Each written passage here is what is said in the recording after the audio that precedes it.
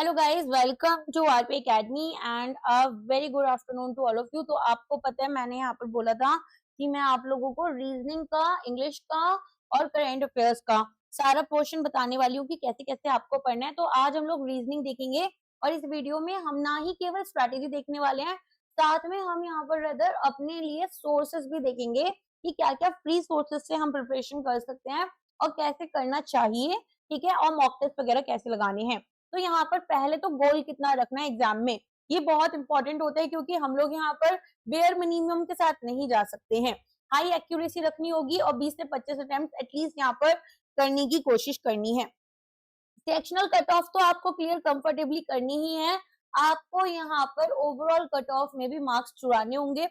इसके अलावा यहाँ पर हमारे पास 30 से 45 डेज का रोड मैप लेकर चलेंगे। अप्रोक्सीमेटली यहाँ पर 45 डेज में हमारी पूरी प्रैक्टिस हो जानी चाहिए।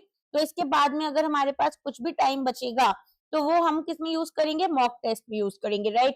तो यहाँ पर सबसे पहले तो 2 से ढाई घंटा देना पड़ेगा। अब क्या करना होगा, देखो आप यहाँ पर फाउंडेशन प्लेलिस्ट है पुनीत सर की, उससे स्टडी कर सकते हो।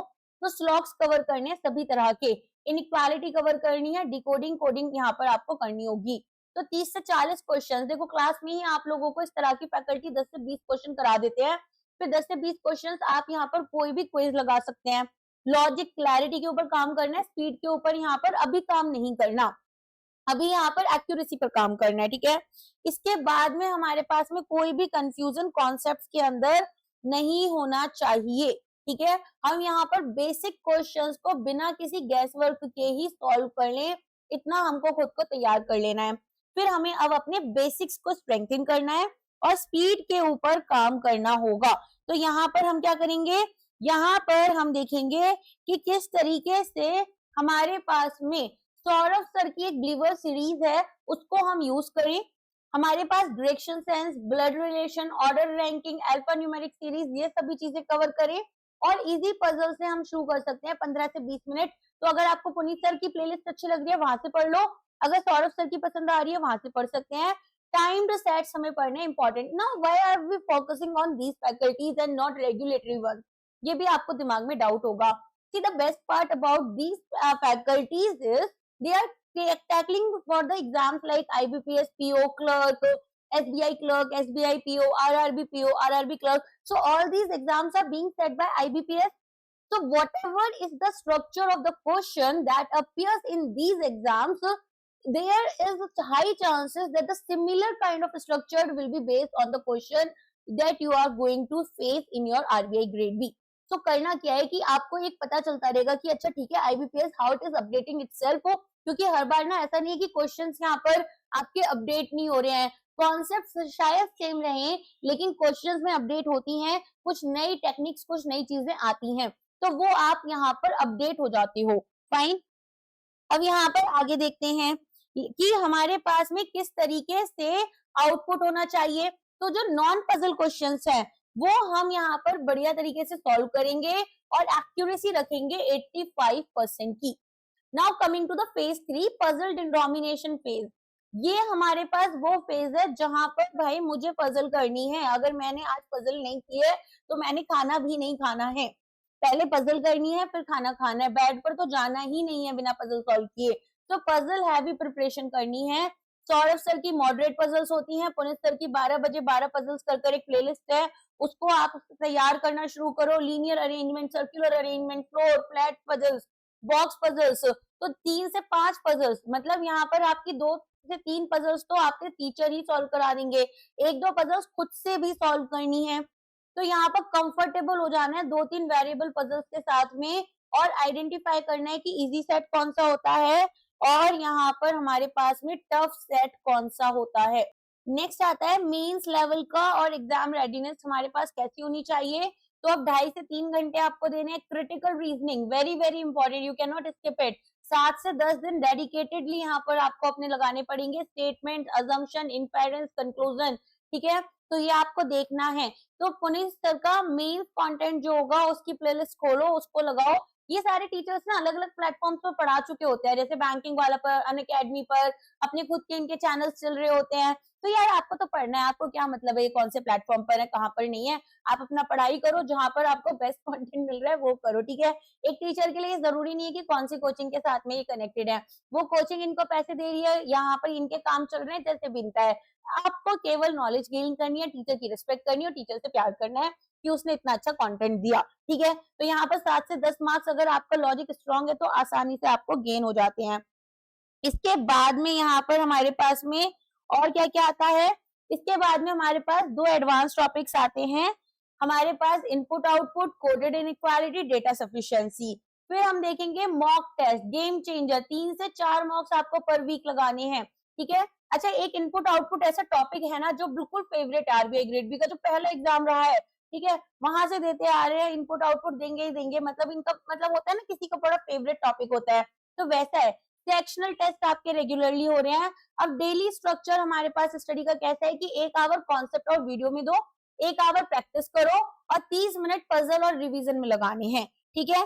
तो यहाँ पर हमारे पास में मॉक एनालिसिस स्ट्रैटेजी होती है, जिसमें कि हर एक टेस्ट के बाद में हम एनालाइज करते हैं।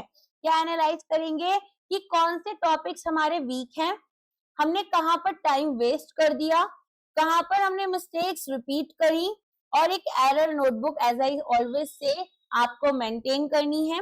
अब एग्जाम जब देने जाओगे तब क्या करोगे, अच्छे से 1 से 2 मिनट में स्कैन कर लो पेपर को, इजी क्वेश्चंस आइडेंटिफाई करो, अटेम्प्ट ऑर्डर देख लो, inequality, coding slogs, blood relation direction के क्वेश्चन है, easy puzzles, moderate puzzles, critical reasoning.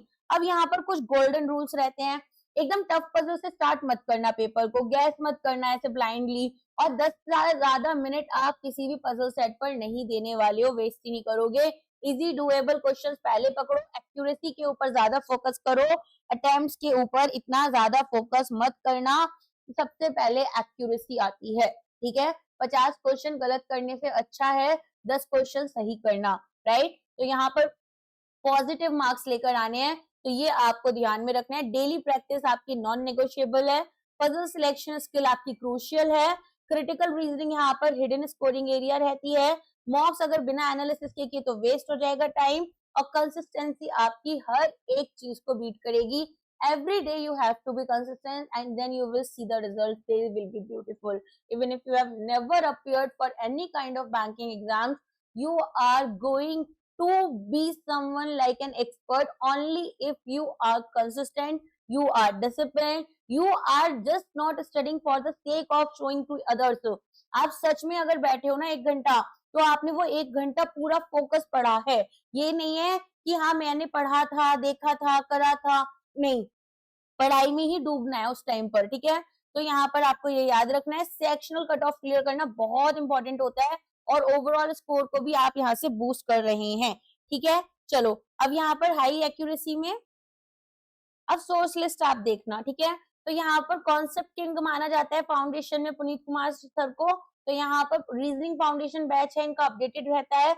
अब ये यहाँ पर मिसलेनियस सेक्शन आपका slogs, inequality, coding, decoding, SBI PO mains में यहाँ पर सिंपल क्वेश्चंस नहीं आते हैं तो वो इनको कराते हैं। अब देखो आरबीआई ग्रेड बी की एकदम स्पेसिफिक प्लेलिस्ट मिलना इन फैकल्टी से मुश्किल है, तो हम लोग एसबीआई पीओ मेंस के ऊपर फोकस करते हुए करेंगे।